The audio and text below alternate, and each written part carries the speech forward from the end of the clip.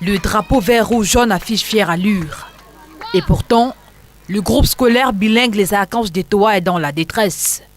Les bâtiments sont vétustes, le toit s'ouvre aux intempéries et le sol cimenté par endroits accueille depuis plusieurs années les écoliers de cette localité située dans l'arrondissement de Yaoundé 3.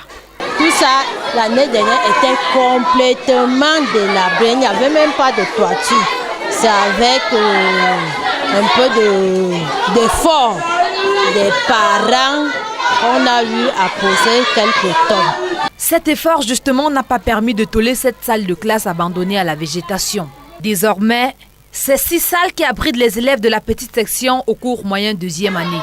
Les cours ici sont en fonction de la météo. Quand il pleut, nous sommes obligés de nous déplacer avec les élèves dans les salles de classe pour chercher les coins où ça ne coule pas. Et même pendant la sécheresse, donc il y a des moments où même le soleil vient nous frapper ici en classe. Dans cette pièce empruntée au primaire cohabitent la maternelle et la direction de l'école. Lorsqu'il faut dispenser le cours, quand la grande section crie, à la moyenne section, on n'arrive plus à faire cours, donc avec les bruits là. En plus des infrastructures délabrées, cette école fait face à d'autres difficultés. Depuis que l'année scolaire a commencé, nous n'avons pas encore eu de paquet minimum jusqu'à présent. Nous continuons avec les livres des années antérieures, par exemple en anglais.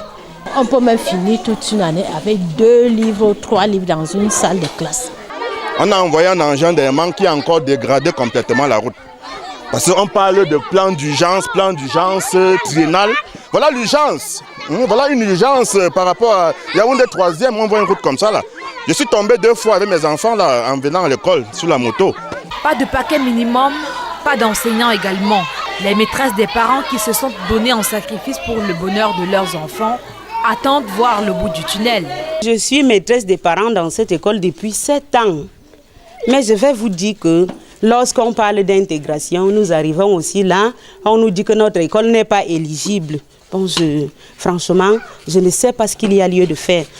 Tous les vendredis comme celui-ci, les écoliers du groupe scolaire bilingue Les Archanges d'Etoa labourent et sèment. C'est l'activité pratique. Elle vise à éloigner la brousse de l'école. Une école qui regorge pourtant des danseurs talentueux. Rita, là, les pistes là, pas sortir la piste devant.